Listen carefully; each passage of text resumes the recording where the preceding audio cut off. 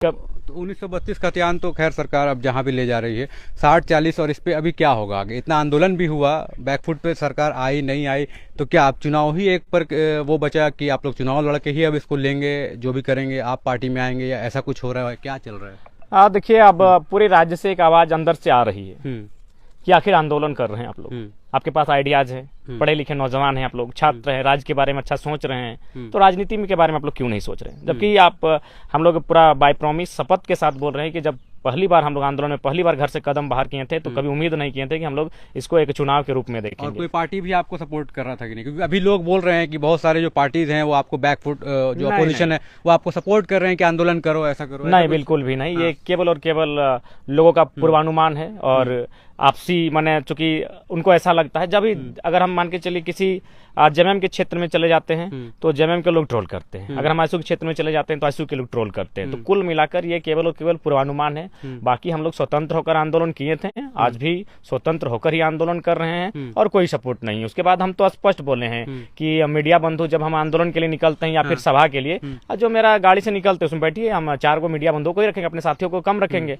तो ऐसा कुछ नहीं, हम लोग स्वतंत्र होकर आंदोलन करेंगे। जब पार्टी भी बनाएंगे या फिर कोई नई चीज करेंगे, चुनाव में जाएंगे, तो वो भी स्वतंत्र होकर करेंगे, किसी पार्टी से मिलके, ऐसा प्लान है? देखिए, अगर आप सपोज दैट, अगर मान के चलिए आज अगर मैं अपनी व्यक्तिगत बात करूं, चाहे अपने शिक्षा के दम पर, अपने टैलेंट के दम पर जो भी छोटी सी मैंने पहचान बनाई है, अगर एज ए पॉलिटिकल बात कहें तो अगर हम खुल के किसी भी पॉलिटिकल पार्टी को आज बोल दें, जैसा कि माहौल है और अंदर अंदर चर्चा है, तो ऐसा बात नहीं कोई विधानसभा के लिए एक टिकट कहीं से मुझे नहीं ऑफर नहीं करेगी। लेकिन मेरा मानना उससे एक बहुत बड़ा धोखा हो जाएगा। इतनी बड़ी युवा पीढ़ी जो एक उम्मीद लगाकर बैठी है, इतने मैंने लोग जो आज सड़कों पर हैं, जेल जा रहे हैं, बदन पर लाठियां झेल रहे हैं, और यदि हम लोग अपने ईमान को बेचकर किसी पार्टी का टिकट लेकर विधानसभा के भीतर चले जाएंगे तो ये कहीं ना कहीं उम्मीदों पर झटका होगा। तो हम लोग ऐसी परिस्थितियों में मरना पसंद करेंगे, गुमनाम हो जाना पसंद करेंगे, लेकिन लोगों की जो उम्मीदें हैं उसे बेचना कभी पसंद नहीं करेंगे। अतः अगर पॉलिटिक्स में आना पड़े तो हम लोग स्वतंत्र होकर आएंगे, और अगर आएंगे भी तो जनता की राय लेकर आएंगे, निजी अपने स्वार्थ के लिए कभी नहीं आएंगे। तो अब जो छात्र आंदोलन कर रहे हैं लगातार इस नीति के विरोध में, तो उसमें क्या है? उसमें आप लोग क्या रोल है? मतलब अभी उनके साथ आप जुड़ के आंदोलन करना चाहते हैं नौकरी को लेके, या फिर पार्टी पे ज्यादा फोकस करना चाहते हैं? ये लोग जानना चाहते हैं कि क्या। देखिए, अभी तक तो हम लोग आंदोलन को ही फोकस किए हैं, क्योंकि अगर अब बात कही जाए किसी प्रकार से राजनीतिक दल को लेकर तो ऐसी कोई चर्चा नहीं हुई है।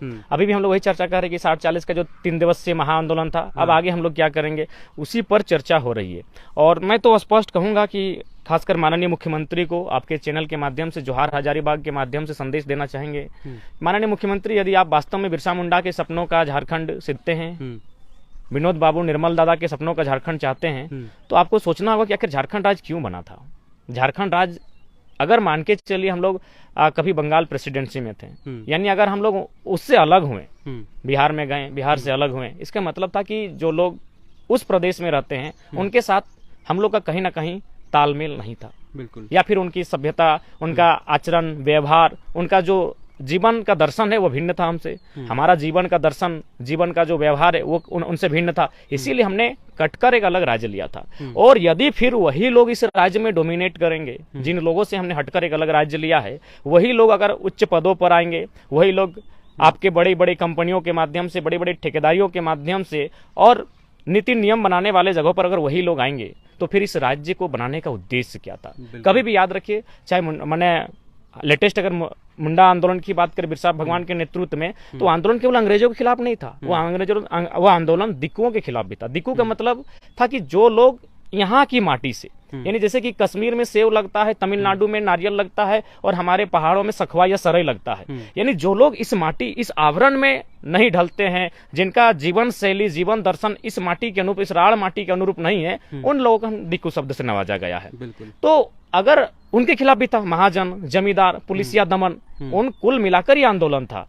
तो अगर फिर फाइनली वही लोग जिनसे कटकर, जिनसे हटकर हमने अलग राज्य लिया है, और उन्हीं लोगों के हाथों में इस राज्य की बागडोर होगी, नेतृत्व वही लोग करेंगे, जहां से विधि विधेयक बनेगा उस पर चर्चा परिचर्चा वही लोग करेंगे, उन्हीं के अनुसार अगर नीति नियम बनेगा, तो फिर अलग राज्य लेने का कोई उद्देश्य नहीं था। बिहार में ही हम लोग रहते हैं और इसी प्रकार दमन शोषण का सिलसिला चलता। यदि अलग राज्य लिए हैं तो भाई जिन लोगों के लिए लिए हैं, कम से कम उनकी आइडेंटिटी सुरक्षित रहनी चाहिए। तो इसीलिए हमारी लड़ाई अगर तार्किक भी बात करें तो किसी भी स्तर से हम लोग अतार्किक नहीं है। हम तो स्पष्ट कहते हैं कि ना हम बंगाल का शिकायत करते हैं, ना बिहार का शिकायत करते हैं, हम बड़े भाई स्वरूप हैं। लेकिन मेरा मानना है एक सामाजिक ढांचा क्या है कि भाई भाई में बंटवारा होता है। जब बड़े भाई बड़ा भाई छोटा भाई जो भी रहे, जब वो बड़े हो जाते हैं और अपने कदमों पे खड़ा होते हैं या अपना घर बसाते हैं तो भाई भाई में बंटवारा होता है। तो ठीक उसी प्रकार हम थोड़ा देर के लिए मान भी लें कि बिहार से ही हम कट के अलग हुए हैं, तो उस अनुसार बिहार हमारा बड़ा भाई हो गया। तो जब झारखंड को छोटे भाई को हमारा हिस्सा टुकड़ा मिल गया है तो इसमें हम पुदीना लगाएं, धनिया लगाएं, गेहूं लगाएं, धान लगाएं या गाजर लगाएं या मूली लगाएं, ये मेरी जिम्मेवारी है। आप देख रेख नहीं करने वाले कोई नहीं है। लेकिन यहाँ वो हो नहीं रहा है। नक्शे में भौगोलिक दृष्टिकोण से हमें झारखंड राज्य मिला है, लेकिन आप जहां भी चले जाएं, कोई भी, खैर एकेडमिक जगह में तो बात ही मत कीजिए, बड़े उच्च अधिकारियों की तो बात ही मत कीजिए। अब अगर आप थाना लेवल पर चले जाएं, शिक्षक लेवल पर चले जाएं, वहां भी अगर यूपी बिहार एमपी के लोग ही अगर डोमिनेट करेंगे, वहां भी अगर सरकारी स्थानों पर वही लोग काबिज होंगे, तो फिर अलग बंटवारा ही क्यों हुआ था। बिल्कुल। तो इससे मैं आंदोलन जब